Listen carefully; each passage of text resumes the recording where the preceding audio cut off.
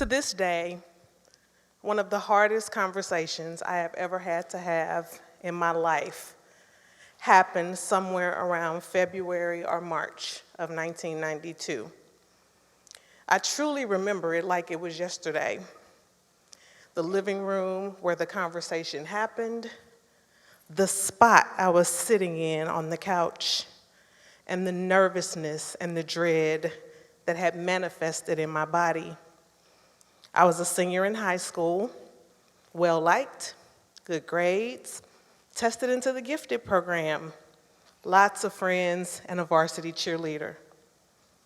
I had all that going for me, and then I had to go home one night and tell my mother that I was pregnant.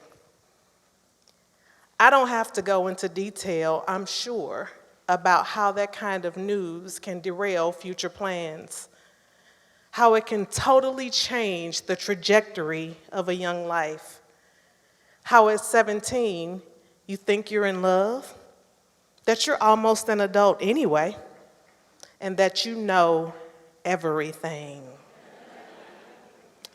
After much conversation, my mom looked at me and said, "Is this your choice? Is this what you want to do?" I very confidently said, "Yes."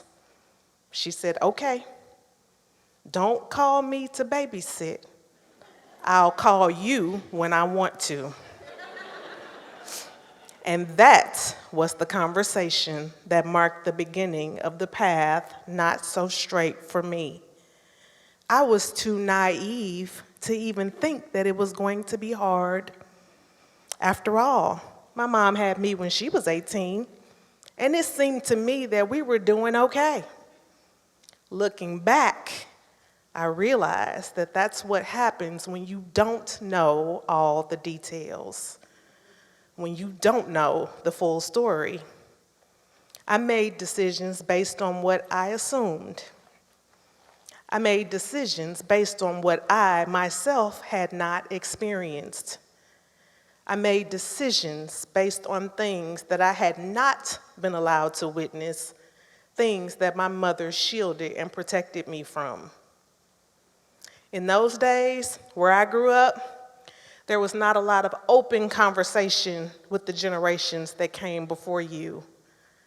There was hardly any talk of therapy, triggers, or trauma. And there was no social media to document all of our days, nights, feelings, and thoughts. And my friends and I often say, thank God for that.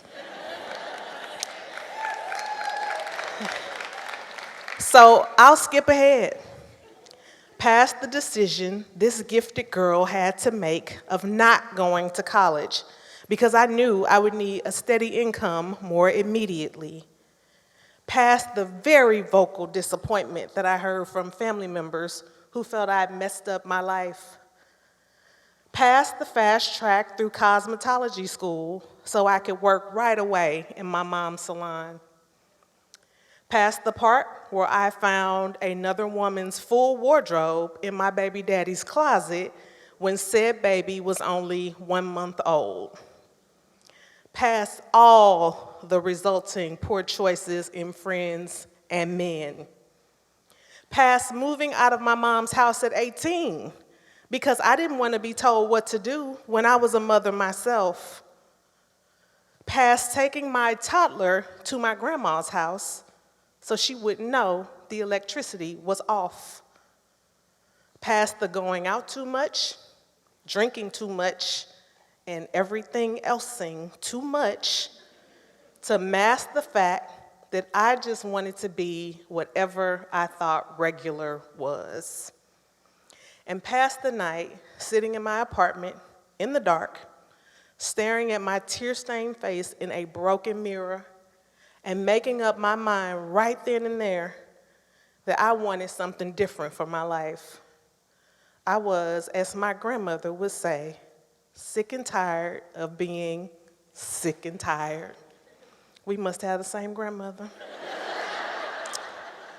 So essentially, I decided I was going to get my life together, and I slowly began to take the necessary steps to do so. I put myself on a regular routine. I cut out a lot of the everythinging that I mentioned before, and I made a return to the faith that I had walked away from years earlier. Fast forward to the me most of you have met and see now. I've been in Columbia since 2007. I showed up here in the suburbs on the south side of town with a husband of 5 years and 2 daughters. I stayed home with my girls. I June cleavered, I PTA'd, I volunteered, and I grew and produced 2 more boom babies, also daughters. Side note, I still haven't decided if the lesson of 4 daughters is more for me or for my husband. I started my first business in 2011, volunteered some more, became even more active in the community.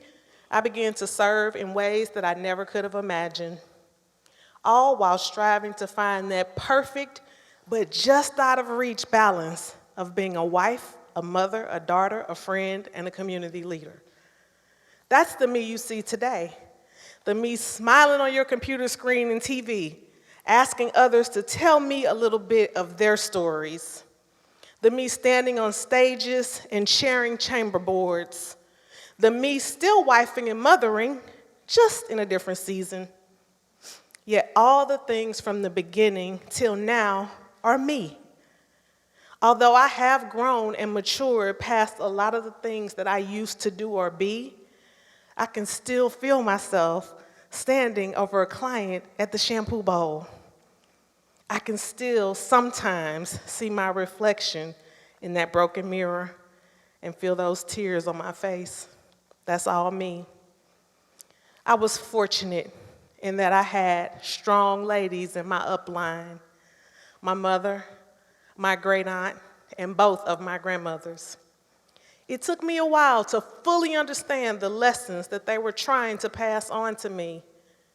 They were all uniquely themselves, but what they shared was a sense of strength and the ability to move through and past difficult situations and still come out standing on the other side. I could not see that at the time, but I do feel it inside me today.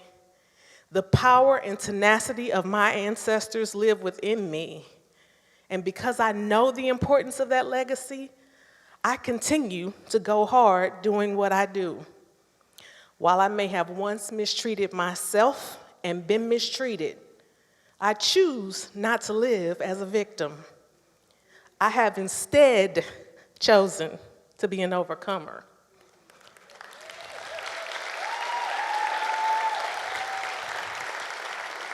A wise person once told me that you make your choice and then you make that choice right. So the me you see today is the culmination of all that, and I hope to continue on this path to leave a legacy that my 4 daughters can feel and stand firmly on.